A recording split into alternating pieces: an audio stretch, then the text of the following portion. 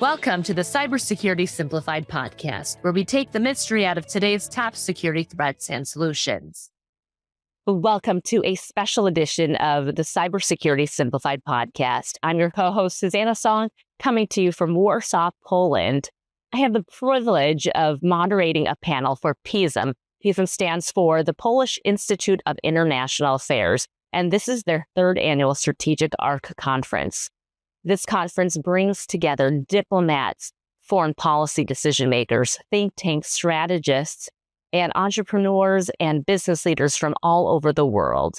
What you're about to hear and see is a panel discussion that I led around cyber and hybrid warfare.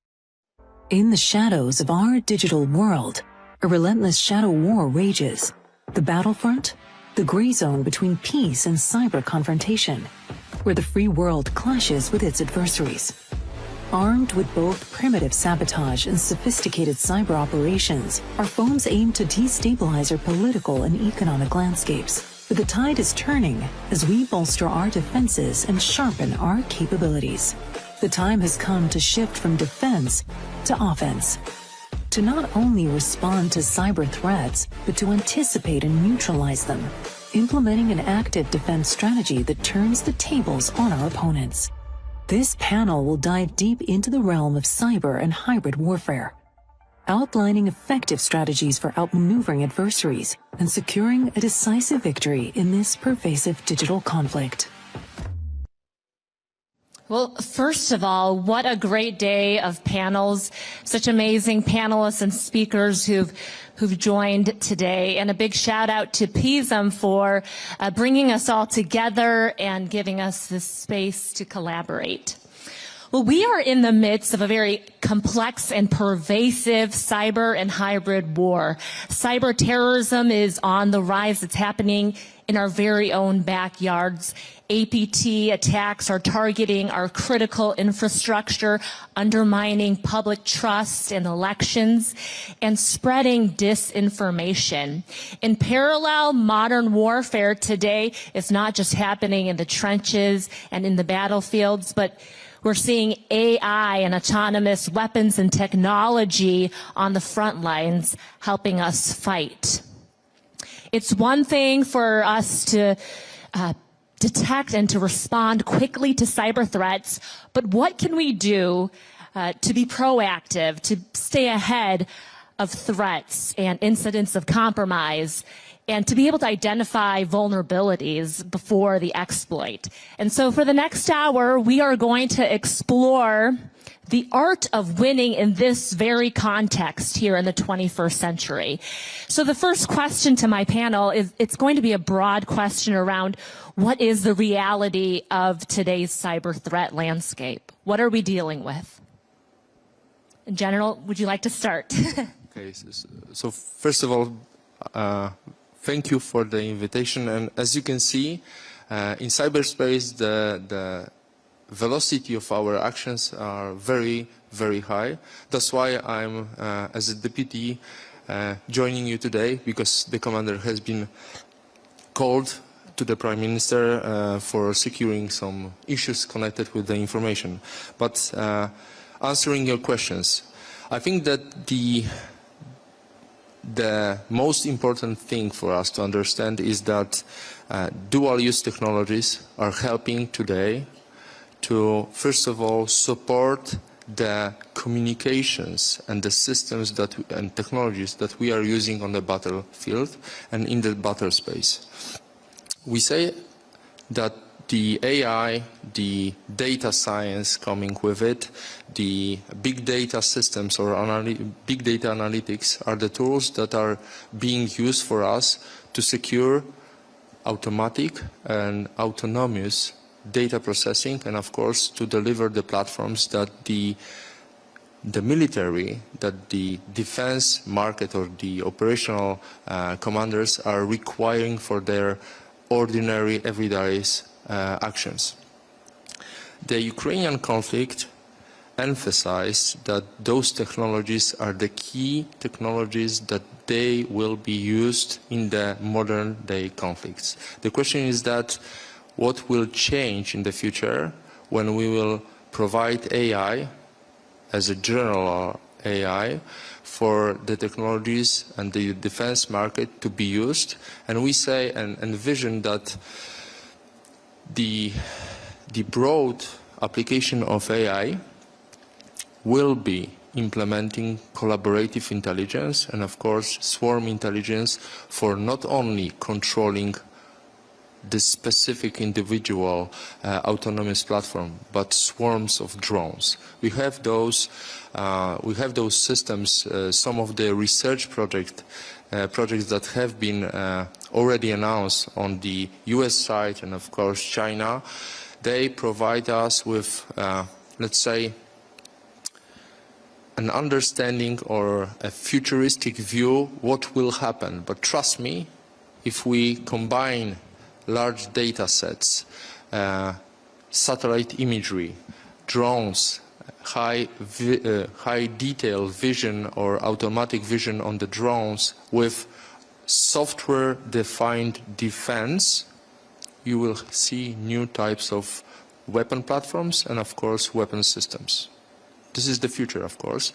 And we say, again, that software-defined appliances are the platforms that can be used not only for defense or defending the systems, but also they are chances and tools for us, the cyber folks, cyber warriors, for altering, for doing the offensive side, so disrupting the systems. And of course, we are using a lot of software in that manner and AI to cope with the data that we receive, that we also process from the monitoring of the systems that we provide for the armed forces in Poland. So you ask about the state of the cyber scene now, but before I go to the question, maybe for some people in the audience it's surprising why someone from Google, the company from maps, photos and search is sitting here.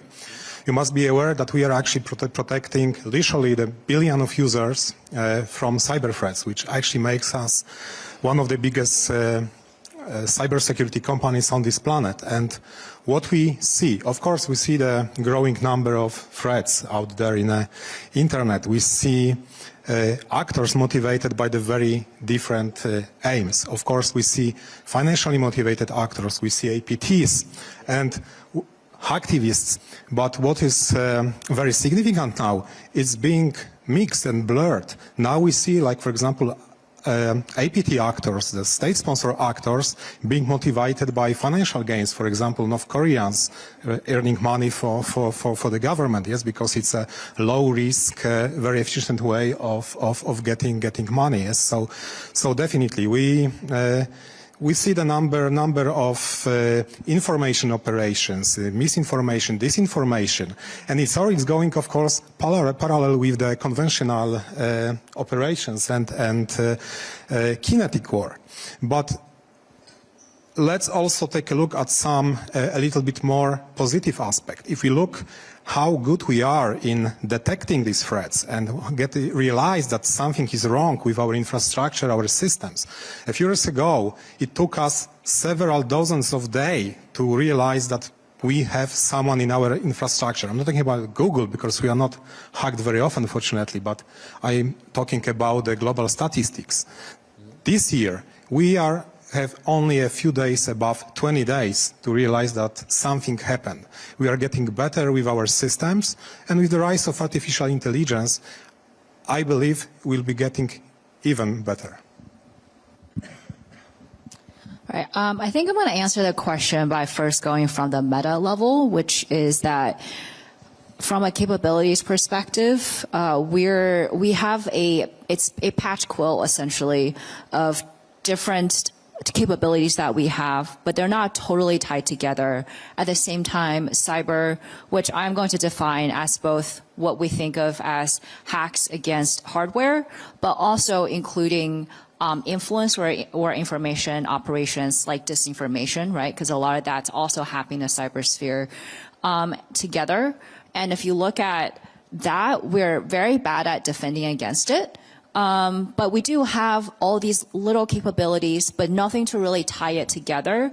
So is this really convergence of capabilities is where we're really lacking. And this is especially true when we're facing adversaries like Russia and China, where, for example, within the GRU, their office, if you will, working on information operations is literally across the hallway from those that are working on your traditional cyber attacks.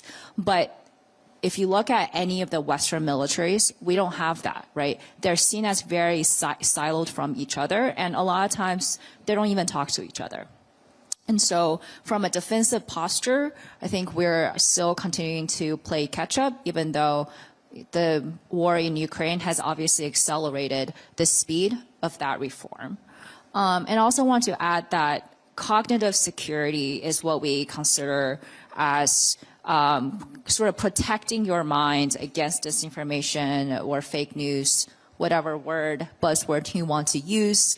But we haven't really emphasized that. And if you really think about it, the cognitive security is the most important aspect that we have, because it ultimately affects our decision-making processes, so that when it comes to the other domains, land, air, sea, etc., it affects how we make those decisions from every level down.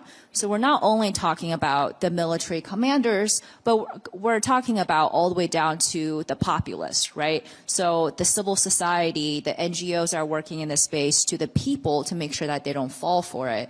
And that's why I think cyber warfare, as of today, is very, very asymmetrical, and is also incredibly hard to defend against. Not only do you have these sophisticated software and technologies that we're talking about, but fundamentally, to protect ourselves against cyber attacks, it's about us individually and our digital hygiene. If you think about the Colonial Pipeline attack that happened in the US that shut down, right, gas and fuel to the entire East Coast for weeks, that was because one guy at a company decided not to change his freaking password. Right? And so fundamentally, it comes down to how sophisticated are our adversaries at social engineering these passwords and taking advantage of something that, we're like, oh, well, it's just inconvenient for me to constantly change my password or have 8 different passwords. Yeah, and social engineering was used recently at the casinos in Las Vegas. It took, one person to look up on LinkedIn who the head of marketing was for MGM, and then to call their IT department. So I think you hit a very important point, Ivana, around the non-kinetic effects of hybrid warfare that really stems from the cognitive, right? And so how is that impacting geopolitical relations?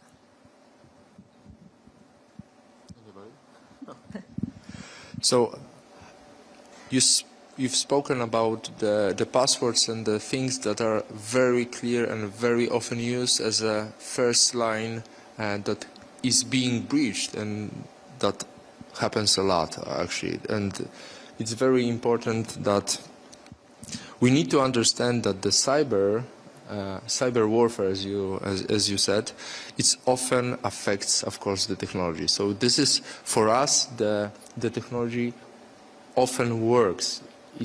The technology is secured, but the weakest link is always human. The weakest link is always human, and I say that the cognitive domain and the cognitive warfare, it's so important, especially in 21st century, because the technology and the backbone of each and every domain, actually, at the moment, needs or requires cyber.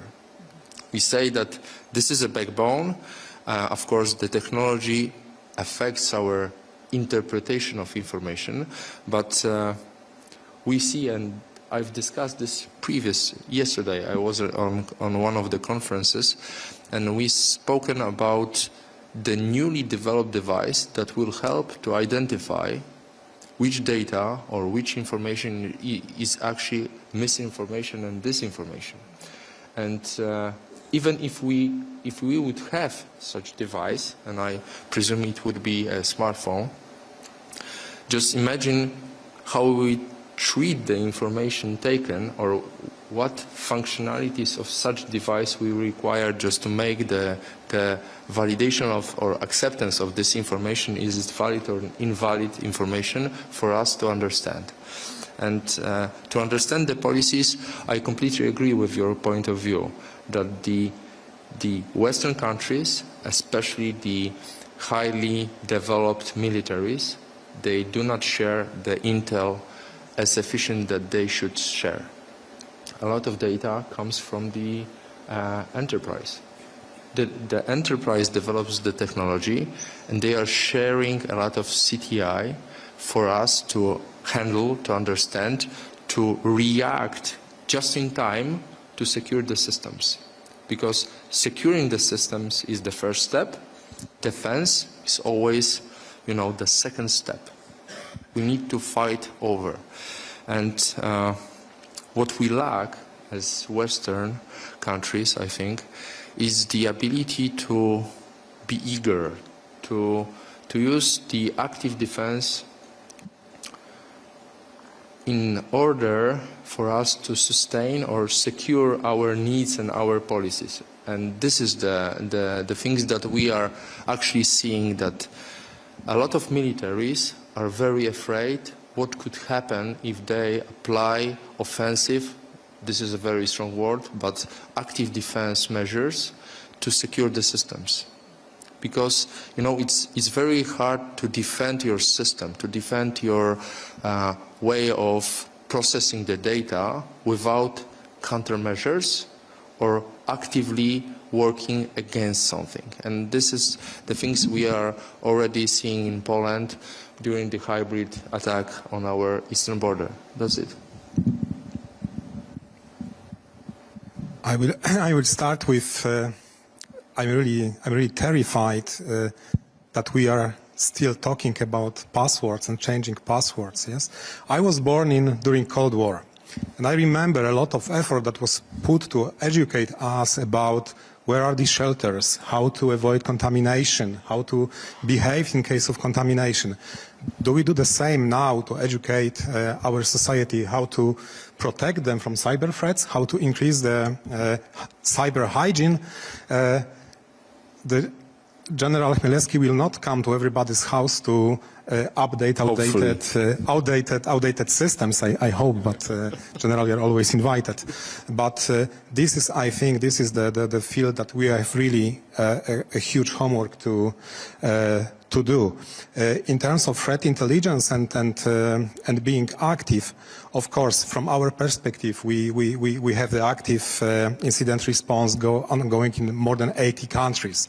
It means we have the first-hand threat information that, of course, we share with our partners to protect their platform. But reality is that still the active defense is a matter of maturity.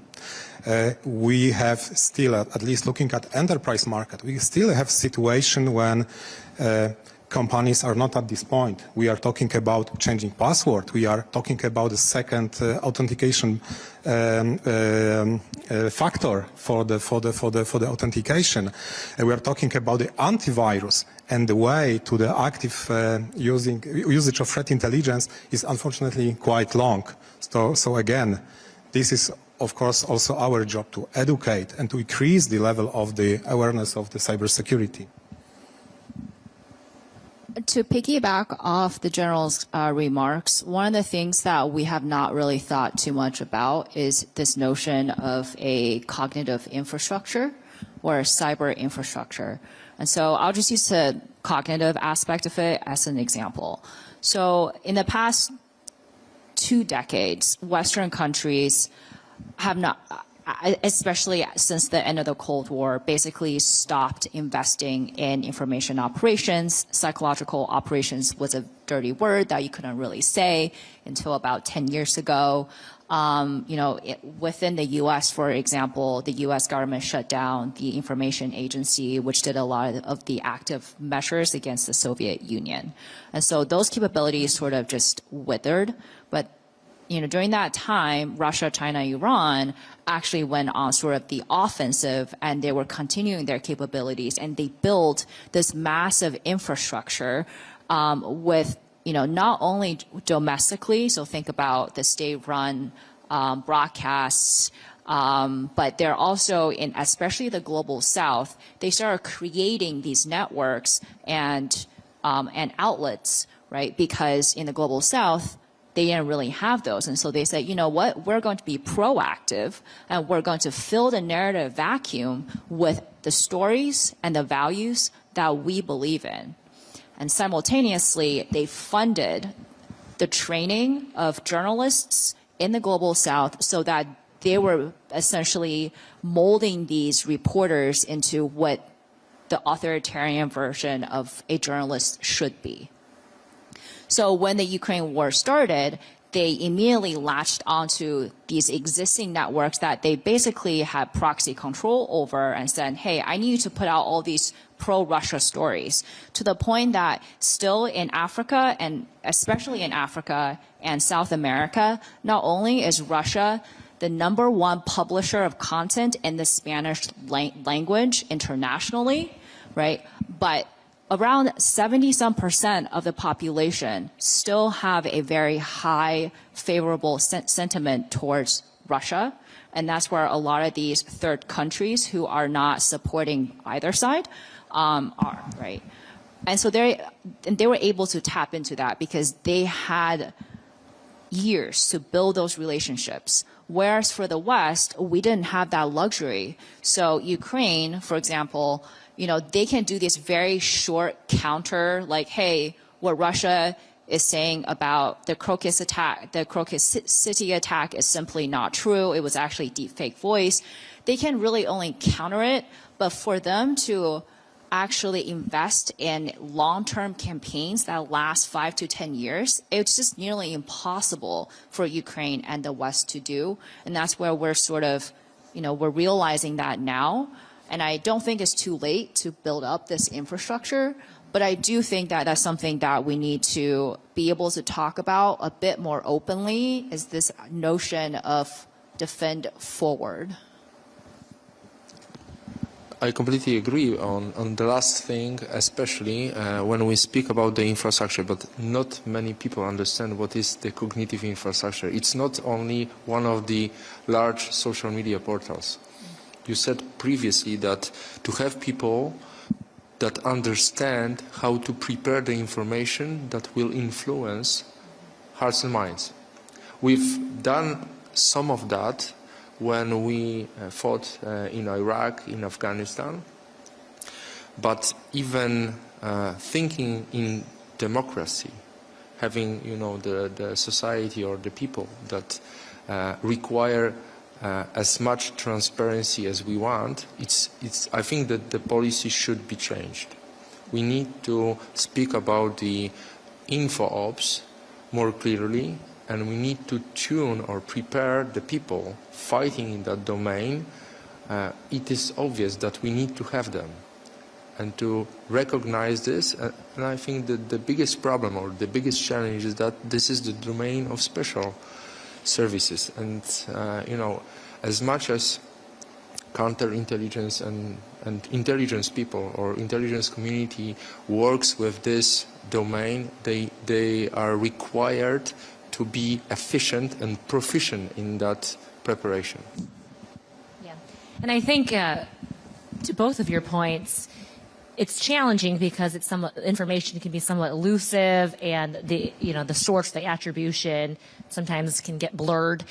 So, what is the role then of civilians and military to work together to protect critical infrastructure? Hard question.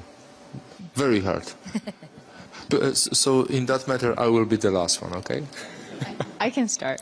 I think when it comes to cyber, and this is why it's so unique from a lot of the kinetic domains that we have talked about today, is because 90-some% of cyber resides in the civilian space, right? And so it's hard to, and this is where laws of war also become murkier because you're not allowed to target civilians. But then at the same time, if your adversary is also using something like the internet, which is now a civilian public good, what does that actually mean for our ability to defend against it, right? And so this is where I do think that we need to work a lot more closely with civil society and with technology companies.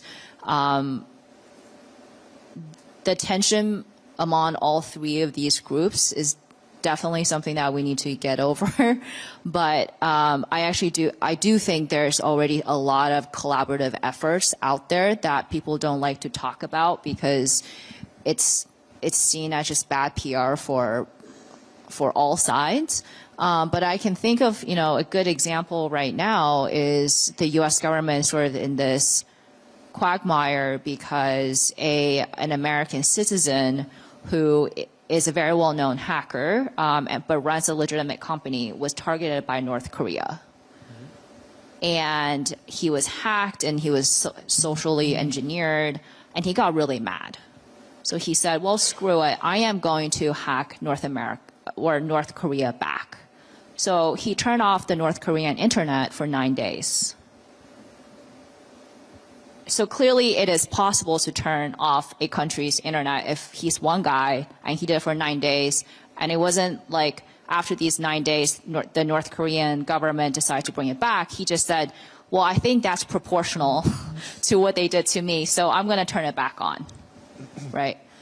But this poses a very interesting question for the U.S. government, which is, yes, we may have these capabilities, but as a government, how do we actually respond to it, and how can we be separate from the attribution to an individual who resides within my country and who is a citizen of, right?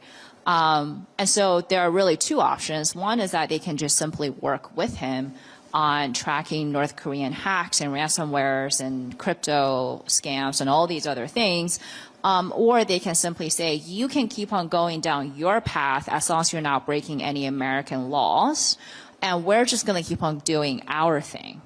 And so this is ongoing, and I think it'd be interesting to see which road that the U.S. government takes, because I do think that it's a good example for some of the ethical questions that are concerned.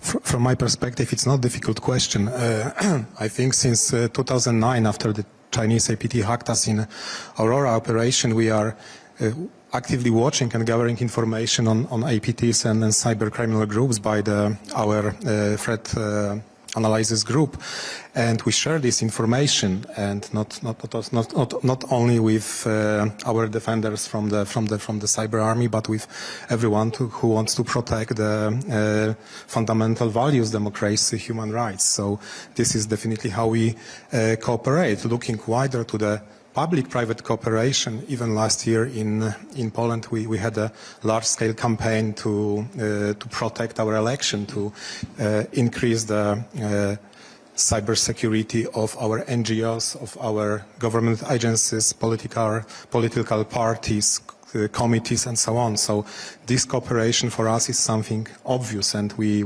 willingly cooperate to increase our security and safety. Question back to you, Artur. Are large tech companies doing enough to collaborate with government agencies today, or is there more that's required? I know that I can take from perspective of my organization. I know that we are actually doing a lot, and it's not up to me to judge if it's enough. I think you are doing a lot. If you look what happened at the beginning of the Ukrainian war, we provided support to protect. The Ukrainians did amazing job in these circumstances.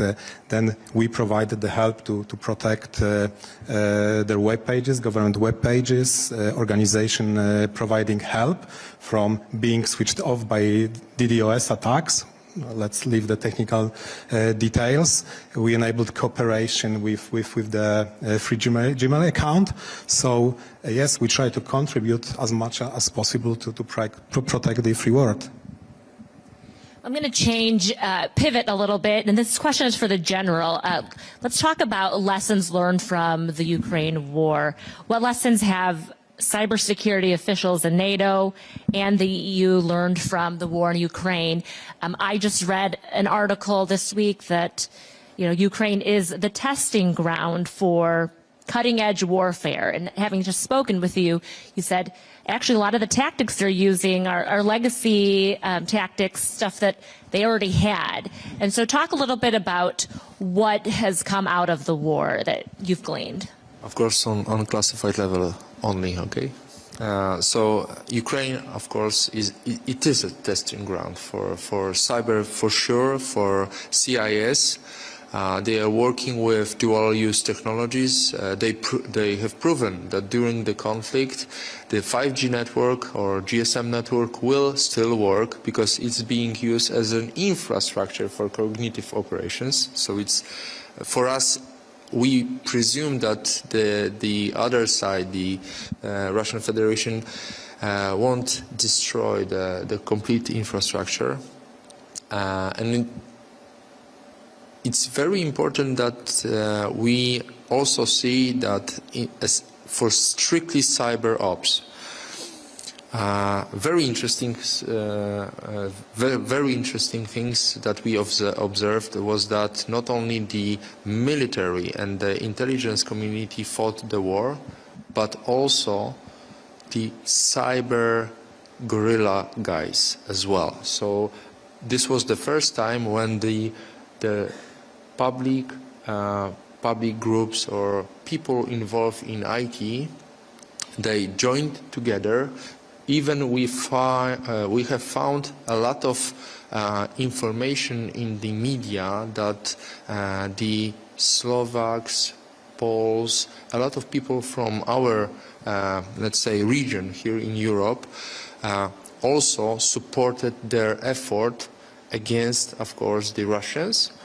And it was very efficient. They've done a lot of stuff, securing and cracking a lot of systems, even in intelligence system. And there was a very interesting and very funny cyber hack that was done for one of the systems, worldwide systems, and they've actually presented the data in official meme portals that they've done it, and they presented this on many occasions to prove this it was done and it was efficient, just to prove the Russians that they do not possess enough defensive power against those people working together as collaborative effort. So this was the first time, argument for having this, and the second one is that I think that the civilians, the people that are always on the ground fighting or living alongside the military, that they become intelligence sensors. They are the first stage of the information to be used during the conflicts. The applications and the, let's say, camouflaging the military within the electromagnetic spectrum of ordinary civilians is another thing that we are observing. We are having those experiences implemented in our communications. And just to be sure, of course, the technological or technology giants are here to help. The problem is always choosing which types of technologies you combine to secure your sovereignty within the complete system. And this is the intelligent thing to have or to do. So picking the technologies that you require for very quick implementation, but securing those parts that need to be in your hand to have complete control of the information flow and the cybersecurity. And as you guys leverage AI, oftentimes AI helps defend from the bad actors or the threat actors, but they're also using that same solution, the technology, on the offense. So oftentimes AI has become that double-edged sword. What are your thoughts on how we can still use AI effectively without empowering the bad actors? I think we should not think that bad actors will not use AI to scale their operation. They will, they do. But I would refer everyone who is interested in more details to the report we published, which is called Defender's Dilemma. We are convinced that the rise of artificial intelligence will actually empower the defenders and will increase our defending capabilities. At this point, the intellectual, scientific, and technical resources are being accumulated on our side and our competition side. Of course, the AI startups, which are actually working to improve the capabilities for defenders.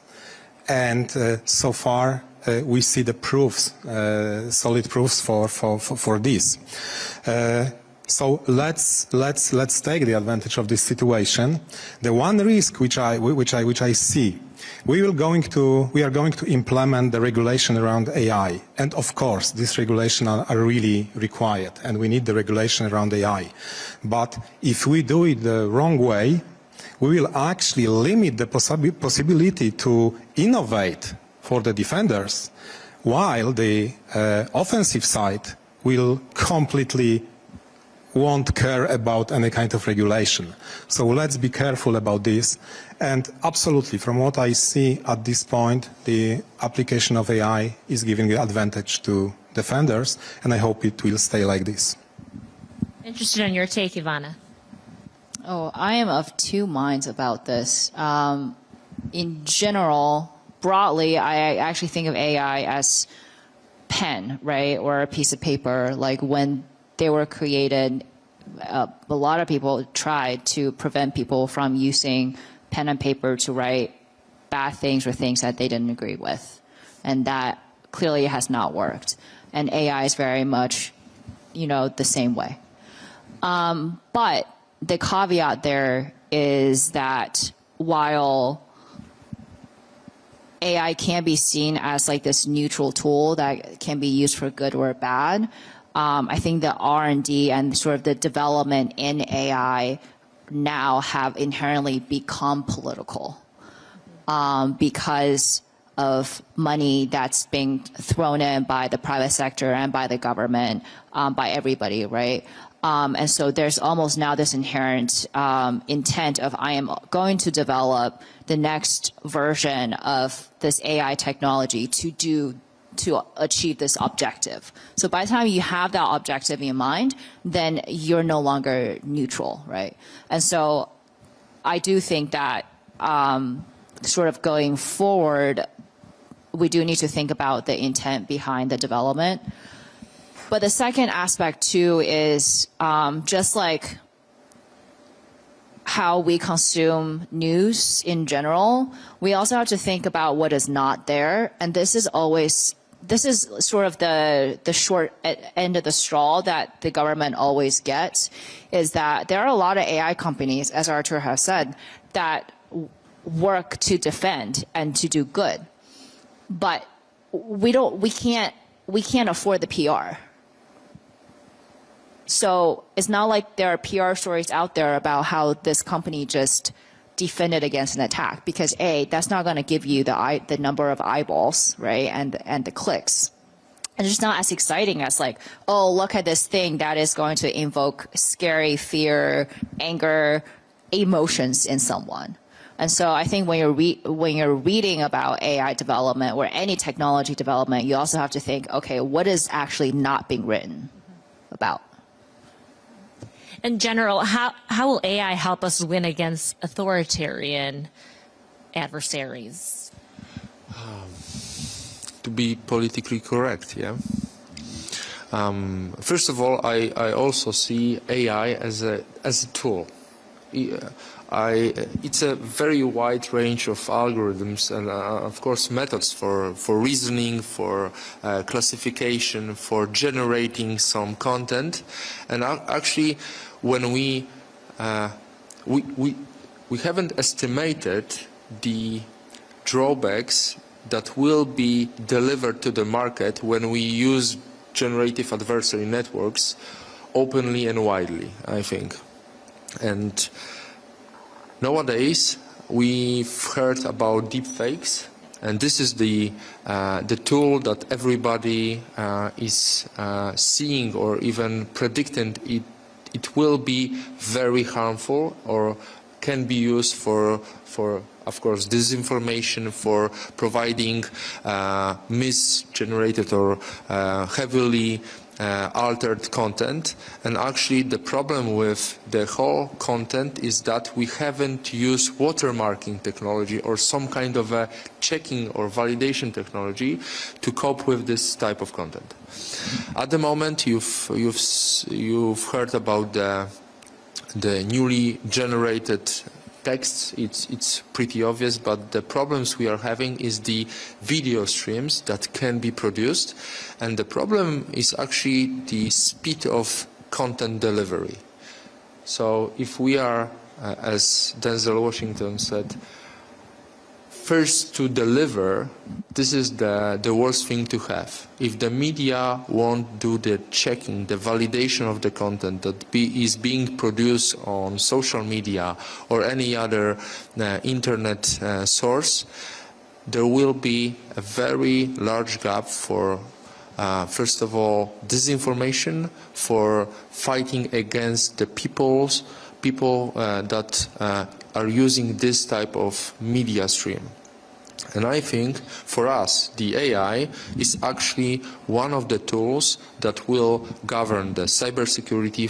It's obvious that we are looking for changes in data flows within the security equipment. We are looking for different anomalies in the information streams, and of course we are looking on the data that should look at the data that is being produced by those applications you've described. And I think the very important thing to understand is that we should have people working in NATO to find those bright minds, those talented guys that produce those tools, and we need to figure out how to stop them on this incubative first stage and try to convince them that they should work on our benefit. That's it. And the problem with AI is that we, on many types of algorithms, we do not know how the people will use them if the tools will be provided to the market. And this is a very interesting thing. With every new technology starting from internet, mobile, cloud, and now AI, we introduced new threats to our threat landscape. For every new technology, we have to revisit our controls and our risks and apply new approach to these risks. And of course, in parallel to development of the AI technologies, we are developing a lot of tools and frameworks to actually make it happen, like SynID, which is actually used for watermark artificially generated contents. But of course, we can provide these tools, we can provide these frameworks. What we cannot do, we cannot force everyone to use it. And it's the same with other technologies, yes? We can provide the technology, we can provide the means to protect from these threats. But what we cannot do, we cannot force people actually to use them. And here is the wide field for education and campaign to actually make people aware. It's also very true about the misinformation, disinformation. We cannot stop 100% of IO campaigns. Yes, we need people to apply critical thinking to what they see and information they consume. And actually, this is a great area of collaboration, going back to your earlier question about how civilians can actually work with the military, is that every major company, including Google, they have red teaming teams, groups, divisions, whatever you want to call them. And their entire job is to make sure that the product that they have comes with guardrails, and that's not going to answer, for example, ChatGPT is not going to answer a question like, how do I make a bomb, right? And so they're constantly just stress testing, but that still comes from humans doing that work, and a lot of these people don't have the experience of being on the front line or what happens during a war. And so this is probably a place for the government to come in and say, hey, have you thought about these questions that terrorists and whoever and our adversaries might be asking, etc. Just to add to this discussion, how important AI is for us at Polish MOD is our approach towards the AI, not only on policy and strategic level. I mean the analytical understanding how it works, how it can be used for developing the capabilities, but also, and this is our approach here, bottom up, is the implementation of AI within the data streams and our tools for command and control, for recon, targeting, etc. So we in Cybercom in Poland say that having engineers and analytics working bottom up with the tools that we develop, understanding the technology, is the way to know the technology, know how to use the technology, and provide the analytical outcomes for our decision makers. That's why and this is actually the second panel that it will be announced. Yesterday it was announced by our Vice Prime Minister and Minister of Defense that we in Poland are developing at the moment a completely new military unit responsible for the implementation of AI in Polish armed forces. You heard it here from the Deputy General. I want to leave some time. We have about 10 minutes left for the audience to ask questions. All right, there are two gentlemen in the middle over there. Thank you. This panel for me shows that technology moves forward, human is always the weakest link. But just to link this discussion with the previous one about the axis of evil or axis of authoritarians, do you see the cooperation or partnership between some of these malign actors, China, Russia, North Korea, Iran, I would maybe add Belarus in the mix, in terms of exchange of experience, exchange of practices, maybe even outsourcing some of the tasks to a smaller or weaker part in this network. That'll be my first question. About the second, I would push on Ivana's point about the North Korea and the hacker. What would be your red lines or some, points that the government should not cross? Because I was thinking, why not using a deep fake technology against our opponents? Why not use the modification of information streams? Why don't do a character assassination on some people in the Russian or Chinese elite? Would that be still okay, or would that be a step too far from the government viewpoint? We know that some of the patriotic or democratic hackers can do that anyway. Who starts?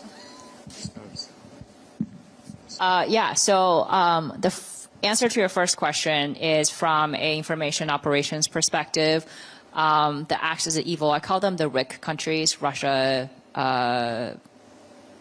Iran, China, and North Korea. I just combine them into RIC. But they are actually working together, and you can see this even back in 2014, 2015 in the Caucasus, where China and Russia especially, they were basically complementing each other's capabilities and also learning from each other's playbooks in the Caucasus. So for example, China before then was pretty bad at the languages like Georgian, Armenian, Azeri, etc.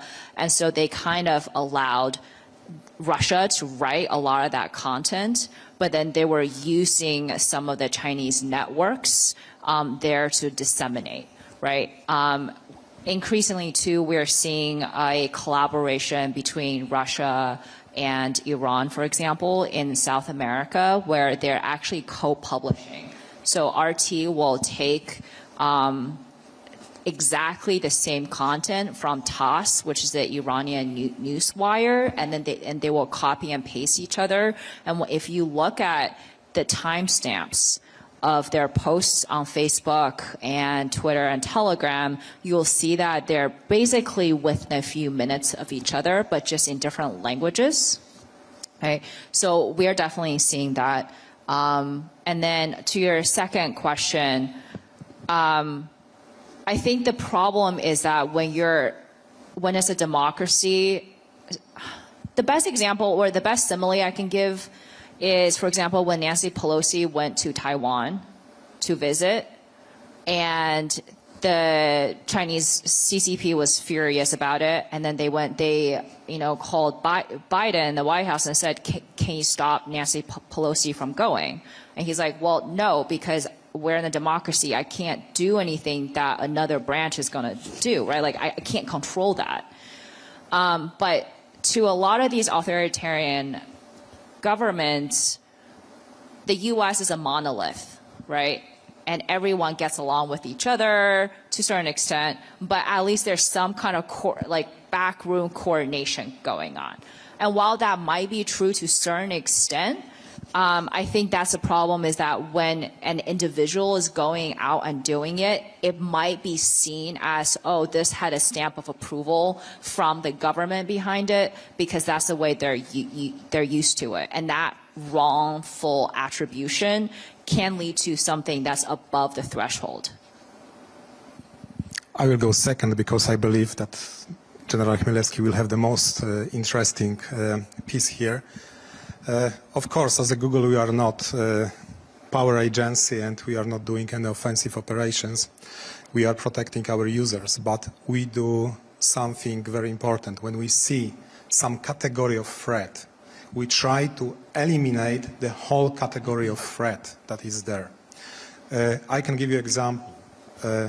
Phishing attacks. We introduced, for example, physical second factor, and now in cooperation with other tech companies we introduced passkey technology, which I do encourage you to take a look, because it eliminates passwords at all, and it's really important, it's unphishable. So this is what we do.